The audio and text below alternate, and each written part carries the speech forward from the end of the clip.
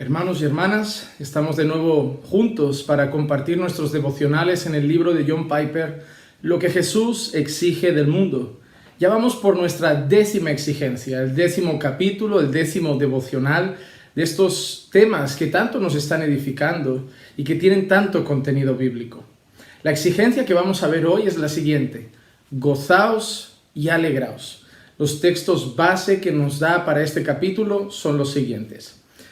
Bienaventurados seréis cuando los hombres os aborrezcan y cuando os aparten de sí y os vituperen y desechen vuestro nombre como malo por causa del Hijo del Hombre. Gozaos en aquel día y alegraos, porque he aquí vuestro galardón es grande en los cielos, porque así hacían sus padres con los profetas. Lucas 6, 22 y 23. He aquí, os doy potestad de hollar serpientes y escorpiones y sobre toda fuerza del enemigo, y nada os dañará. Pero no regocijéis de que los espíritus se os sujetan, sino regocijaos de que vuestros nombres están escritos en los cielos. Lucas 10, 19 y 20.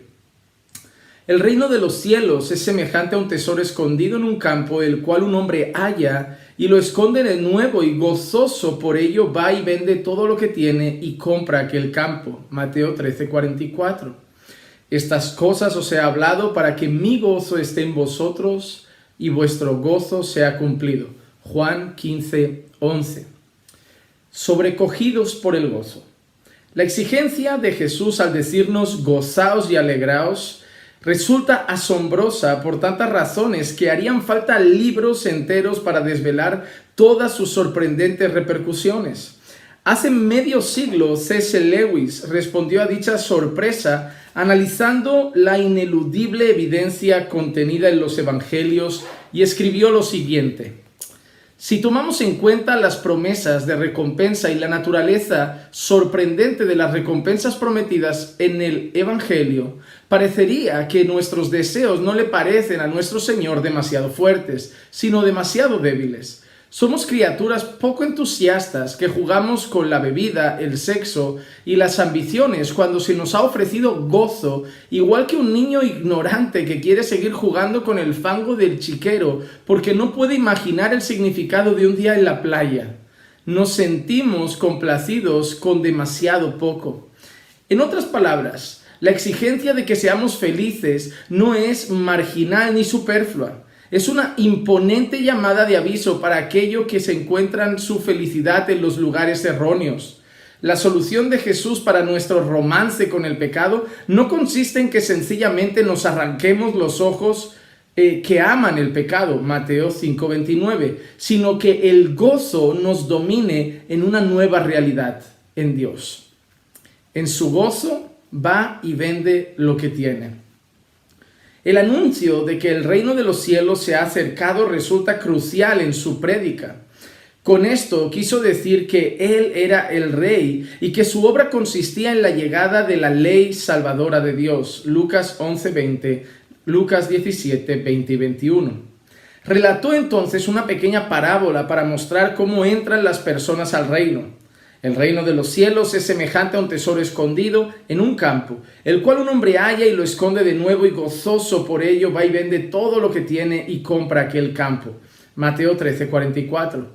La parábola significa que la presencia salvadora de Dios y su reino soberano tienen tanto valor que cuando las personas los ven tal y como son, un tesoro escondido en un campo, nada se compara con la inmensa fortuna de formar parte de dicho reino.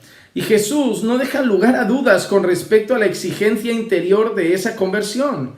Es producto del gozo y dice: gozaos por ello, gozoso por ello, va y vende todo lo que tiene y compra aquel campo. No puede ser de otra manera. Jesús vino al mundo con buenas nuevas, no malas. Él no nos llama a una religión que exige fuerza de voluntad y que solo da sensaciones de obligación sin deleite alguno. Nos llama a Él mismo y al Padre. Por consiguiente, nos llama al gozo. Por supuesto, no es gozo en las cosas. Jesús no predica un evangelio de salud, riqueza y prosperidad, una de las cosas que Estados Unidos lamentablemente exporta mucho. Es gozo en Dios y en su Hijo. Es por eso que la parábola describe la venida del reino como venderlo todo. La exigencia de gozo no nos alienta a ceder ni un milímetro en la exigencia radical de Lucas 14:33. Cualquiera de vosotros que no renuncia a todo lo que posee, no puede ser mi discípulo. Renunciamos a todas esas cosas que nos producen gozo porque hemos encontrado un tesoro escondido en un campo y nos han sido dados ojos para ver que dicho tesoro, Dios glorioso, tiene infinitamente más valor que todo lo que poseemos o pudiéramos llegar a poseer en este mundo. Es por eso que con gozo renunciamos a todo. La abnegación y la búsqueda del gozo. El significado de abnegación es el siguiente: renunciar a todo lo mundano para poder tener a Jesús, venderlo todo para poder tener el reino. C.S. Lewis recoge el espíritu de la exigencia de Jesús acerca de la abnegación cuando dice: el Nuevo Testamento tiene mucho que decir respecto a la abnegación, pero no acerca de la abnegación como un fin en sí misma. Se nos dice que nos abneguemos y tomemos nuestras cruces con el objetivo de seguir a Cristo, y prácticamente todas las descripciones de lo que finalmente encontraremos si eso hacemos entraña un llamado a desearlo. En otras palabras, nos abnegamos porque tras la abnegación nos espera una gran recompensa. Jonathan Edwards profundiza aún más en su análisis cómo la exigencia de Jesús acerca de la abnegación se relaciona con su exigencia de gozo. La abnegación se puede incluir también entre los problemas de lo sagrado, pero cualquiera que haya intentado llevar a cabo la abnegación puede brindar testimonio de que nunca experimentaron placer ni gozo mayor que después de ejecutar grandes actos de abnegación. La abnegación destruye las raíces y las bases de la tristeza y no es más que sajar una llaga profunda y dolorosa hasta curarla y traernos abundante salud como recompensa por el dolor de la operación. Si lo anterior es cierto, la exigencia que nos da de Jesús acerca de la abnegación es otra manera de llamarnos a que persigamos de forma radical nuestro mayor y más duradero gozo. No son mandamientos que compiten entre sí, sino que se complementan, uno para librarnos del cáncer y otro para que nos operemos. Nuestra dicha no está en la prosperidad, sino en la obediencia y en el dolor. Lo que primero nos asombra cuando Jesús dice gozaos y alegraos es que lo enuncia precisamente en un contexto de dolor. Bienaventurados seréis cuando los hombres os aborrezcan y cuando os aparten de sí y os vituperen y desechen vuestro nombre como malo por causa del Hijo del Hombre. Gozaos en aquel día y alegraos. Lucas 6, 22 y 23.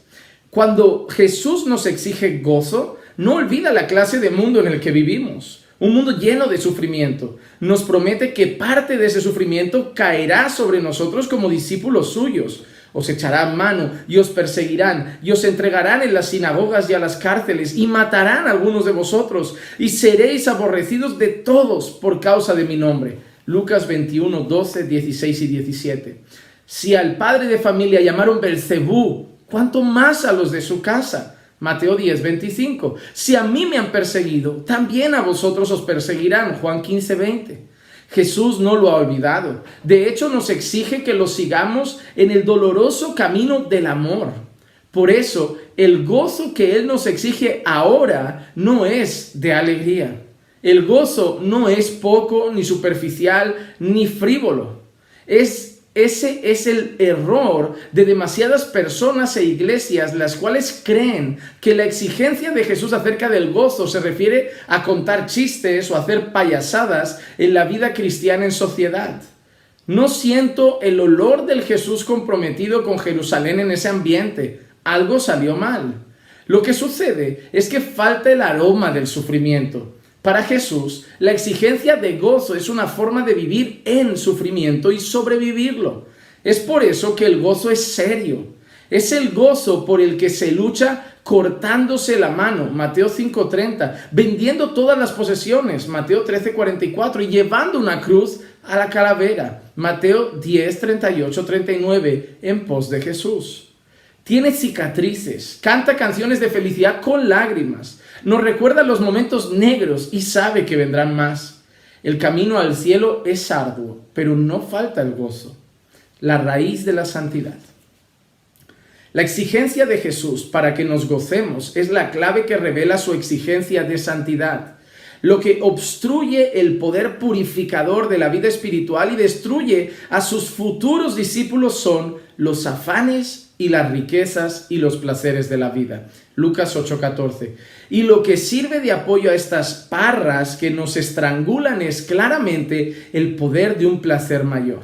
Jesús dijo que es en su gozo que el creyente lo vende todo, es decir, en su gozo el que nos libra del dominio del pecado.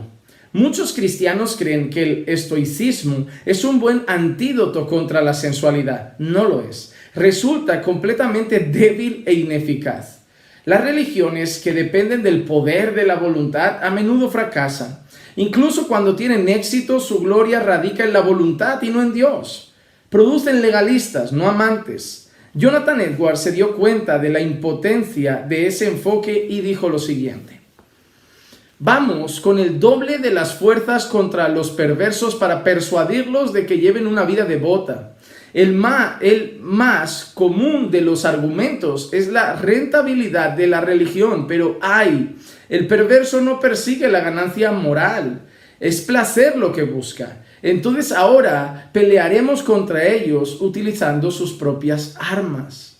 En otras palabras, la búsqueda del placer en Dios no es llegar a un acuerdo con el mundo sensual, sino que de hecho es el único poder que puede derrotar la lujuria producto de la edad al tiempo que produce amantes de Dios. La raíz del gozo en el sufrimiento es un galardón grandioso: Jesús. Jesús basa nuestro gozo actual de manera explícita en la esperanza grandiosa de un galardón. Gozaos en aquel día y alegraos, porque aquí vuestro galardón es grande en los cielos. Lucas 6:23. No define en qué consiste pero en el contexto de su vida y mensajes, el galardón fundamental es la comunión con Jesús mismo y con Dios Padre por medio de él. Juan 17:3 y 24. Varios elementos apuntan hacia ese razonamiento. Por ejemplo, Jesús dijo a sus discípulos justo antes de morir: también vosotros ahora tenéis tristeza, pero os volveré a ver, y se gozará vuestro corazón, y nadie os quitará vuestro gozo. Juan 16:22. El gozo indomable que el Señor promete se basa en su propia presencia: os volveré a ver. Asimismo, Jesús dijo: estas cosas os he hablado para que mi gozo esté en vosotros y vuestro gozo sea cumplido. Juan 15:11. Juan el Bautista menciona el cumplimiento del gozo y lo basa en la presencia de Jesús al compararlo con un esposo y él mismo con su amigo. El que tiene la esposa es el esposo, mas el amigo del esposo que está a su lado y le oye se goza grandemente de la voz del esposo. Así pues, este es mi gozo que está cumplido. Juan 3:29. El gozo cumplido de Juan se basa en la presencia de Jesús. Por consiguiente, concluyo que la esencia del galardón con el que contamos para completar nuestro gozo es experimentar la plena presencia de Jesús en la época venidera. La razón por que podemos regocijarnos ahora es que no solo tenemos la esperanza de experimentar esa comunión, sino que Jesús está ahora con nosotros por medio de su Espíritu. Él nos prometió cuando partió para regresar junto al Padre: no os dejaré huérfanos, vendré a vosotros. Juan 14:18. Yo estoy con vosotros todos los días hasta el fin del mundo. Mateo 28:20. Él dijo que el Espíritu de verdad vendría y Jesús gloriosamente sería real para nosotros, aunque esté físicamente ausente. Pero cuando venga el Espíritu de verdad, Él me glorificará, porque tomará de lo mío y os lo hará saber. Juan 16:13-14. Es por eso que aunque no podemos ver a Jesús ahora, esperamos en Él con gran gozo, y Él sustenta dicho gozo con su presencia constante. Jesús dispone y gana nuestro gozo. Cuando debemos entonces obedecer a esta exigencia de Jesús de gozarnos y alegrarnos. Alegrémonos del hecho de que Jesús se ofreció para morir por el perdón de nuestros pecados, el perdón de nuestras faltas, para gozarnos en Él como debemos. En la última cena, Él alzó la copa de vino y dijo: esta es mi sangre del nuevo pacto, que por muchos es derramada para remisión de los pecados. Mateo 26:28. Fue por eso que el Hijo del Hombre vino para dar su vida en rescate por muchos. Marcos 10:45. Es por eso que nuestro gozo tiene cimientos tan sólidos. Jesús derramó su sangre para que las faltas que nos impedían gozarnos en Él fueran perdonadas. Luego nos alegramos porque Él prometió obrar por nosotros de manera que experimentemos en nuestros corazones el mismo amor que el Padre siente por el Hijo. Jesús oró: les he dado a conocer tu nombre y lo daré a conocer aún, para que el amor con que me has amado esté en ellos y yo en ellos. Juan 17:26. Piense detenidamente que el amor que el Padre siente por el Hijo no es un amor de misericordia ni de indulgencia. El Hijo no ha cometido ningún pecado, no tiene faltas, no necesita misericordia. El amor que el Padre siente por el Hijo no es sino de admiración y comunión infinita. Eso dice Jesús que tendremos nosotros. Por lo tanto, asumo que esto es una promesa de obrar en nuestros corazones para asegurarse de que nuestro gozo sea el mismo que el Padre siente por el Hijo. No nos deja solos para que nos gocemos en Jesús como deberíamos. El Señor está comprometido en llevarlo a cabo. La exigencia de que nos gocemos en Jesús como un medio para glorificarle. Para finalizar este capítulo, saco como conclusión del compromiso de Jesús de glorificar al Padre y al Hijo en Juan 17:1, que su intención de sustentar nuestro gozo en Él forma parte de lo que para nosotros significa glorificar al Padre y al Hijo. En otras palabras, concluyo que gozarse en el Padre y en el Hijo es fundamental para glorificar a Dios. Si esto es cierto, tenemos entonces una potente confirmación del deber de buscar nuestro gozo, ya que muestra la gloria de Dios. Esta verdad debería hacernos temblar ante el horror de no gozarnos en Dios. Deberíamos temblar ante la temible apatía de nuestros corazones. Debemos abrir los ojos a la verdad de que es un pecado traicionero no buscar nuestra plena satisfacción en Dios. Existe una última palabra para encontrar más deleite en la creación que en el Creador: traición. Qué gran motivación constituye esto para obedecer la exigencia de Jesús de gozaos y alegraos. La intensidad del gozo en Jesús no tiene límites. Es cierto que la pasión por la felicidad puede encauzarse mal hacia otros objetos, pero nunca es demasiado fuerte. Jonathan Edwards argumentó a favor del planteamiento anterior en un sermón que pronunció acerca del Cantar de Cantares 5:1. El texto dice: comed, amigos, bebed en abundancia, oh amados. Edwards extrajo del texto la siguiente doctrina: las personas no necesitan ni deben poner límites a su apetito espiritual ni de gracia. En vez de esto, dice que deben empeñarse de todas las formas posibles en aumentar sus deseos y obtener mayor placer espiritual. Nuestra hambre y sed de Dios y Jesucristo y la santidad no pueden ser demasiado dado al valor de estas cosas, porque son cosas de valor infinito. Por consiguiente, empeñese en fomentar su apetito espiritual y déjese incentivar. El exceso no existe a la hora de consumir dicho alimento espiritual. No hay ninguna virtud en moderarse a la hora de darse un festín espiritual. Por consiguiente, siéntase estimulado de que Dios lo creó para que se goce en Él. No se contente con ningún gozo menor. Déjese incentivar, es decir, fije la vista en Jesucristo, el tesoro que nos satisface completamente, quien nos amó y dio su vida como pago de nuestro eterno gozo. Hermanos, qué hermoso es leer estas palabras y el deseo de nuestro Señor Jesucristo de que nos gocemos en Él. Hay algo importante que cuando yo leía este libro meditaba también, y era el hecho de que estar gozoso no significa estar todo el día contando chistes, estar todo el día riéndose, sino que incluso Piper definía que Jesús no imaginaba que estuviera todo el día haciendo chistes y payasadas en el momento que iba camino a Jerusalén a pagar por nuestros pecados, pero Él estaba gozoso porque Él tenía gozo en Dios. Así nosotros somos capaces de encontrar gozo aún en medio de las circunstancias más difíciles. Somos capaces de encontrar gozo en medio del sufrimiento. Somos capaces de encontrar gozo en medio de la aflicción, en medio de la persecución. Porque nuestro gozo no está en cosas, nuestro gozo está en el Señor. Por otro lado, otra de las cosas importantes que Piper menciona en este capítulo es que nosotros tenemos gozo porque tenemos esperanza. Hermanos, el gozo y la esperanza van muy unidos de la mano. Si nosotros pensáramos que al final de esta historia todo acaba, que no hay nada después de la muerte o que nos espera simplemente castigo, no encontraríamos gozo, puesto que no tendríamos ningún tipo de esperanza. Pero tenemos la esperanza de esa comunión perfecta con el Padre por toda la eternidad. Saber que estaremos con Jesús eternamente y saber que todo esto es temporal y pasajero hace que encontremos gozo en los peores momentos de nuestra vida porque nos afirmamos en nuestra esperanza. Por otro lado, me encanta cuando Piper dice que nunca debemos ser moderados a la hora de querer darnos un festín en las cosas espirituales. Recuerdo a veces cuando uno va a jugar a fútbol con los amigos, hasta ahora me pasa, pero sobre todo cuando era más jovencito todavía, de adolescente. ¿Recuerdan esos días que uno salía a jugar con los amigos al parque?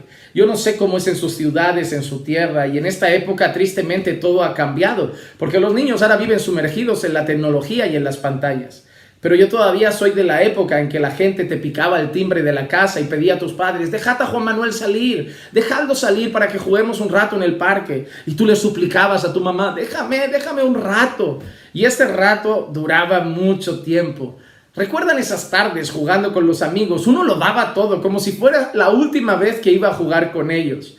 Yo recuerdo que venía marrón de la calle, sudaba barro prácticamente, se hacían unos cercos en el cuello de sudor que mi madre me miraba y me decía, directito para la bañera, con ropa y todo.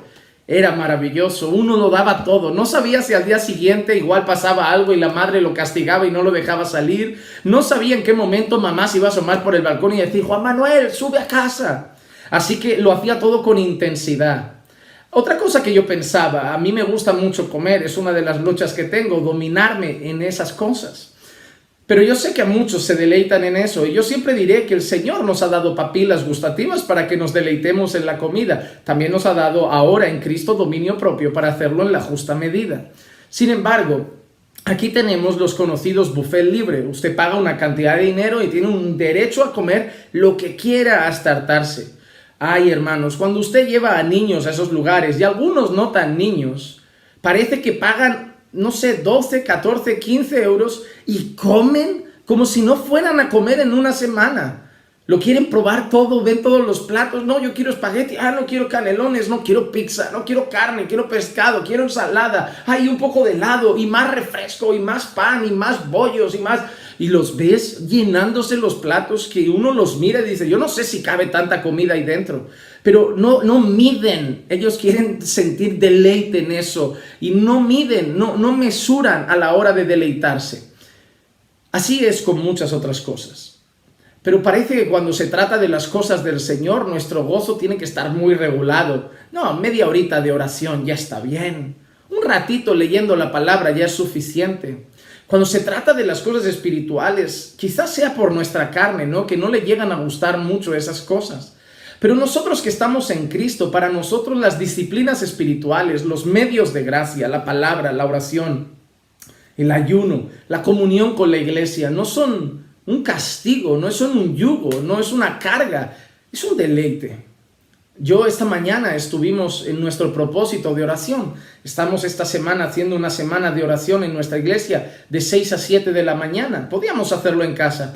Pero hermanos, yo me deleito poder estar con los hermanos. Luego te tomas un café con ellos, charlas, te desahogas, te abres el corazón, compartes, te ríes. Algunos marchan al trabajo. Es un ambiente precioso.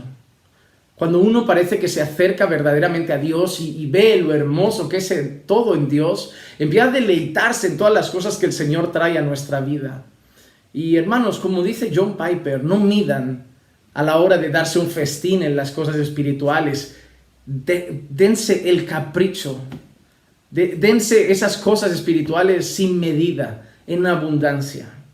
Y hermanos, gócense en el Señor. Al final, Piper resumía que gozarnos en el Señor está estrechamente unido a glorificar al Señor. ¿Qué manera un creyente le da la gloria a Dios y todo lo que hace lo hace entre dientes, quejándose y murmurando? No, yo vivo en santidad, pero qué vida más aburrida.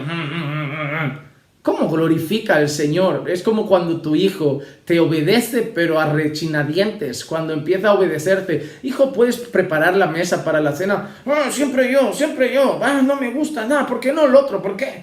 No, da rabia, ¿verdad? Eso a un padre. A uno le encantaría, hijo, ¿puedes poner la mesa, por favor, para la cena? Claro que sí, papá, y que lo haga cantando. Pero a veces nosotros con el Señor somos igual. Y dudo que glorifique al Señor, que hagamos cosas dignas y espirituales, pero lo hagamos por obligación, forzados, sin gozarnos en Él, murmurando, quejándonos. No, el Señor quiere que nos gocemos en Él. Y recuerda siempre que todo lo que hay en Dios es infinitamente mucho mayor y digno de gozo que cualquier cosa de este mundo. Ni la bebida, ni el sexo, ni las drogas, ni el deporte, ni nada. Nada va a traer tanto deleite al corazón como el gozo y el deleite que podemos encontrar en el Señor. Así que alegrémonos y gocémonos en Dios nuestro Salvador. Vamos a orar y pedir al Señor que nos ayude a gozarnos más en Él.